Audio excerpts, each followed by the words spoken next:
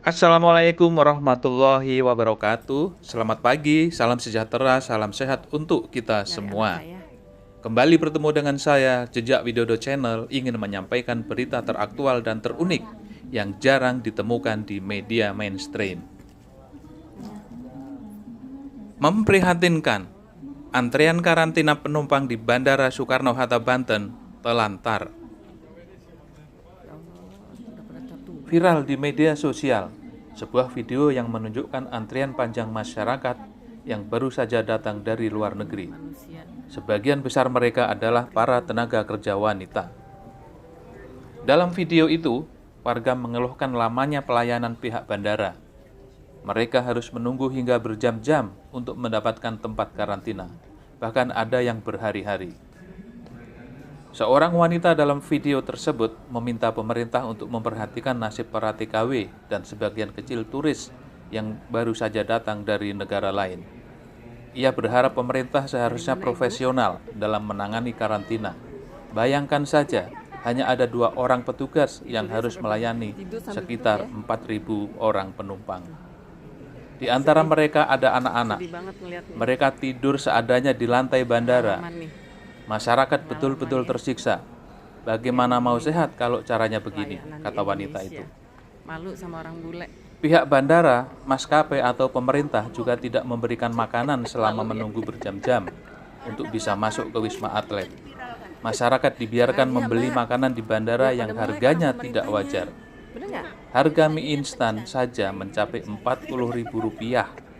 Itu pun harus mengantri selama 1 jam lebih. Di tengah penderitaan yang dialami para penumpang, ada saja orang-orang yang mengambil keuntungan tidak wajar. Di samping harga mie instan yang mencapai Rp40.000, ada juga calo yang menawarkan menginap di hotel. Calo itu menawarkan harga sewa kamar hotel sebesar Rp19 juta untuk 1 orang 1 malam. Akhirnya masyarakat memilih terlantar tidur seadanya di area Bandara Soekarno-Hatta. Kayak gitu tuh, ngantri tuh. Di dalam video itu terdengar tangisan anak kecil. Menurut suara wanita dalam video itu, manusia diberlakukan seperti ayam. Cantik ngapain nih? Antrian yang sama terjadi di Rumah Sakit Darurat COVID-19 Rusun Pasar Rumput Setiabudi, Jakarta Selatan. Warga nyaris frustasi mengeluhkan harus menunggu hingga berjam-jam untuk mendapatkan tempat karantina. Kabid Humas Polda Metro Jaya, Kombes Polisi Indra Zulpan mengatakan, antrian panjang masyarakat yang hendak menjalani karantina usai kembali dari luar negeri itu telah ditangani oleh pihak terkait. Diakui Zulpan bahwa rombongan itu sempat tertahan dan tak bisa mendapatkan tempat karantina di Pasar Rumput karena kamar di tempat itu sudah penuh terisi pasien karantina. Fasilitas karantina di Pasar Rumput itu mampu menampung hingga 5.500 orang. Tapi saat ini seluruh bed sudah terisi sehingga rombongan warga tersebut tidak tertampung.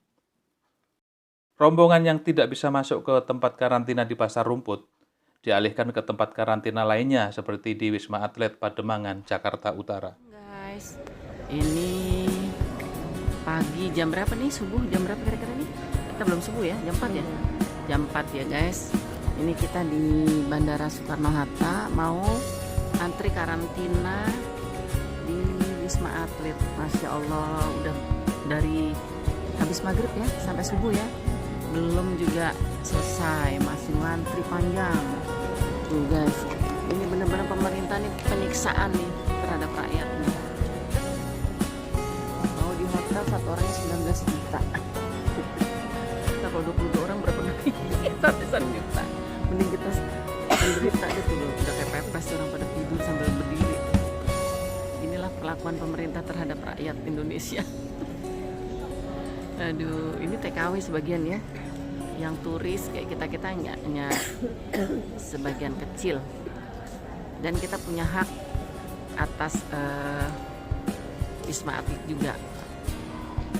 Banyak calo-calo tadi membujuk-bujuk kita supaya di hotel ya Bu ya. Di hotel 19 juta 1 orang, gila. Bener-bener nih mafianya luar biasa. Tolong diviralkan ya abang-abang, empok-empok, kakak-kakak, adik-adik, biar pemerintah melek deh. Kasihan nih rakyat kita nih. Ada yang dari kemarin, Bu. Ternyata benar. Itu ada tentaranya sendiri yang ngomong. Ini dari kemarin belum, Ibu. Jadi sabar ya, Bu. Sabar. Begitu. Dari kemarin, Pak. Bagaimana ceritanya sih? Berarti nggak ada petugas dong. Petugasnya 2 ngelayanin 4.000 orang katanya. Edan. Makanya Pak, kita di sini beli Indomie yang harga 4.000 jadi 40.000. Tadi saya beli 30.000. Gimana? Di sini tentara yang jual tadi. Tapi ada yang bilang saya beli 40.000 karena beli 1. Begitu ngantri air panasnya juga sejam lebih. Adik saya beli 3. Beli 3 dikasih 30.000-an. Kalau beli 1 40.000-an. Tapi nyeduhnya lama, nungguin air dispensernya panas. Sehari 4.000 TKI yang datang. Mungkin ya 10%-nya lah turis kayak kita ya.